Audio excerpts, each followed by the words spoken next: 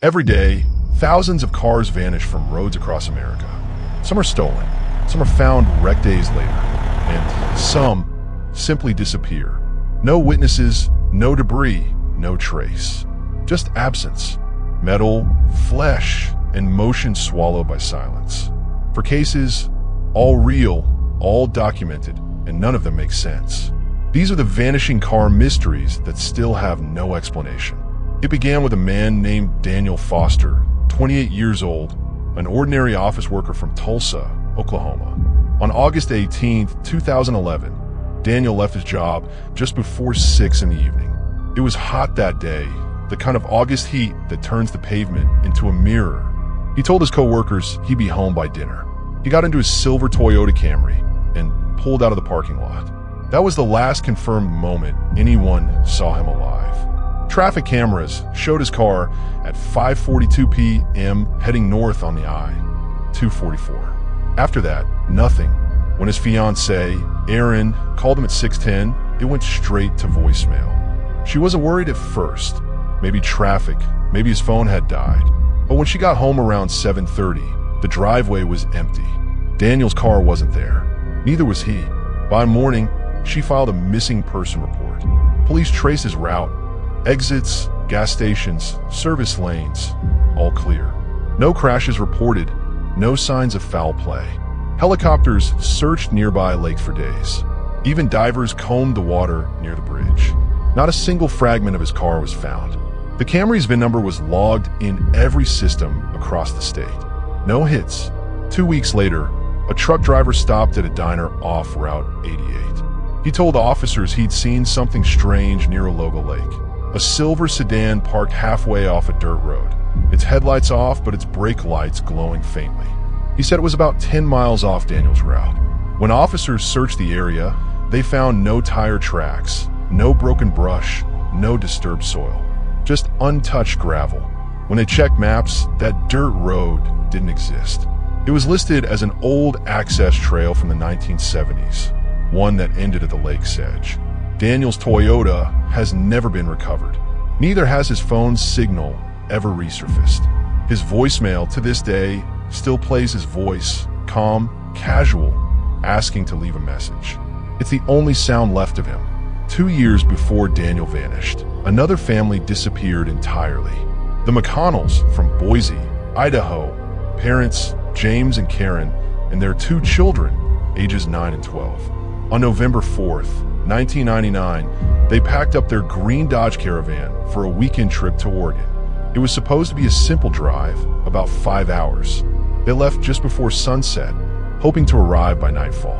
At 7:30 p.m., they entered the rural stretch of Highway 95, a long, lonely 2-lane road surrounded by pine and canyon walls. Around 9:15, when they didn't arrive, relatives started calling. By midnight, police were searching. Officers covered the route in both directions, shining lights down every slope, every dry riverbed. No crash, no tire marks, nothing.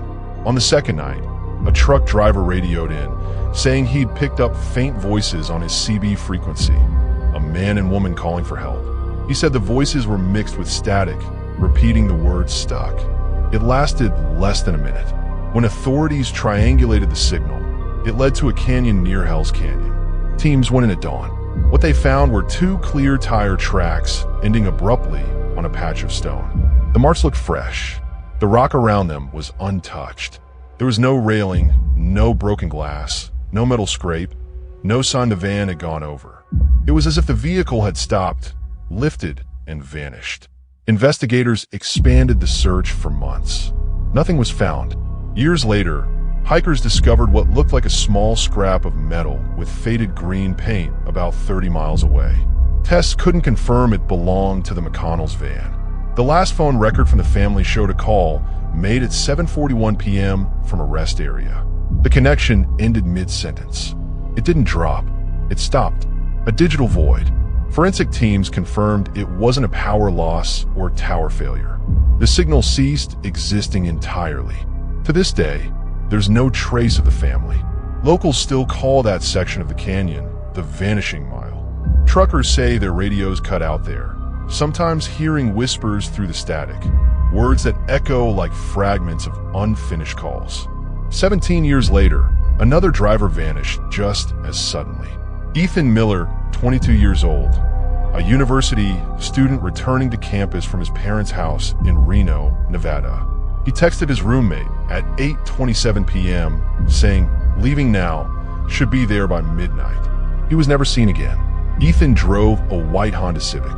His route was familiar, 200 miles across long desert stretches. Nothing but open road and scattered motels. At 9:04 p.m., a highway camera captured his car passing exit 183. The next camera, just 20 miles ahead, never recorded him. 2 days later, officers found something strange near that same stretch. A wide burn mark on the asphalt, shaped in a perfect spiral, blackened but not melted.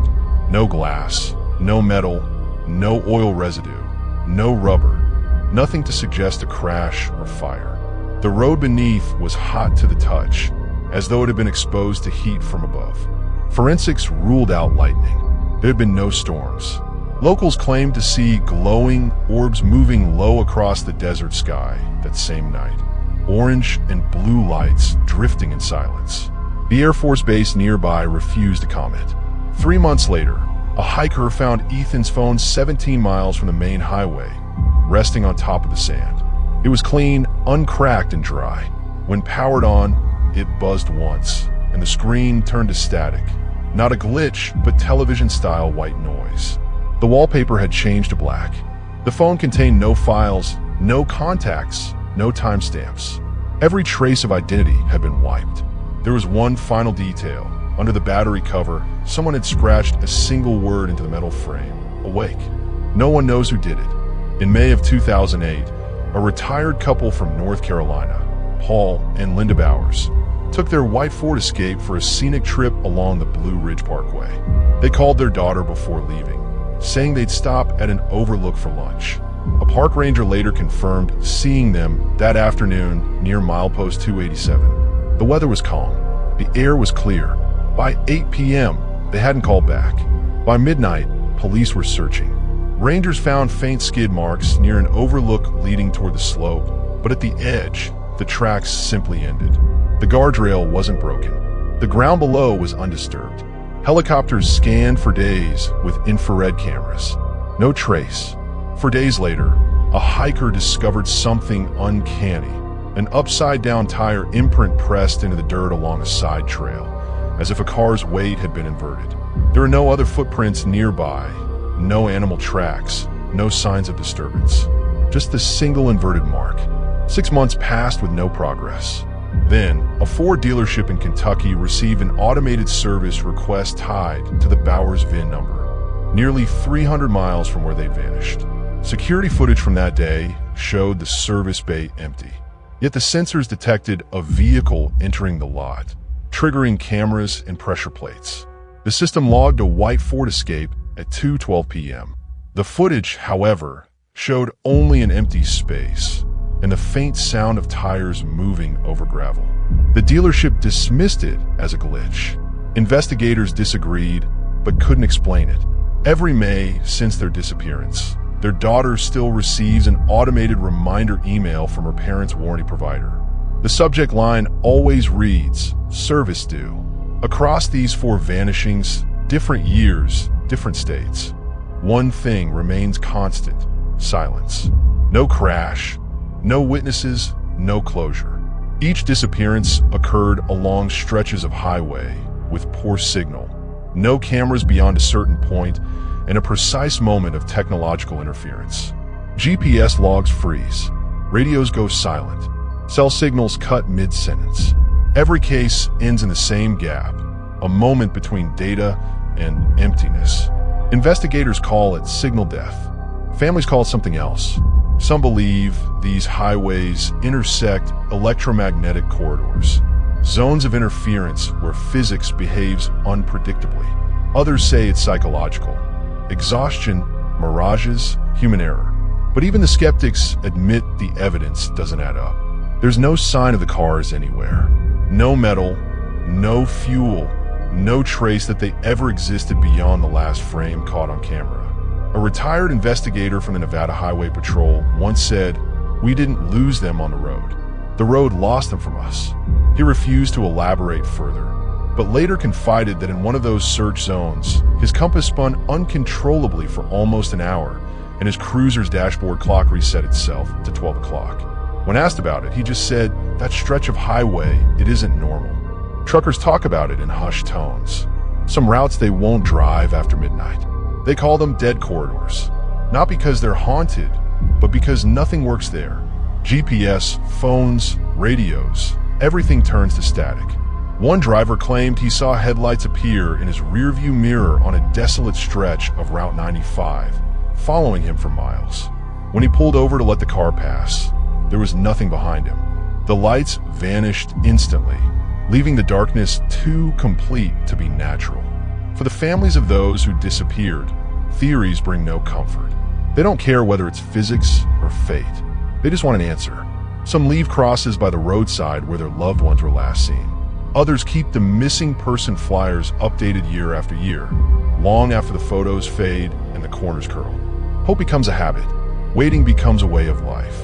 One of Daniel Foster's co-workers still drives home the same route every day.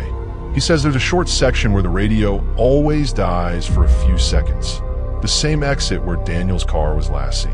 He doesn't believe in ghosts, but he admits he checks the rearview mirror every time he passes that spot, just in case he sees headlights that shouldn't be there. Investigators from all 4 states once tried to compare the cases. They noticed something unsettling. Each disappearance happened within a few minutes of twilight, that brief hour when sunlight fades but darkness hasn't fully taken hold, when shadows stretch and color drains from the landscape. It's the one time of day when depth perception falters, when distance becomes uncertain. They called it coincidence. Others called it a pattern. No matter how deep the searches go, nothing returns.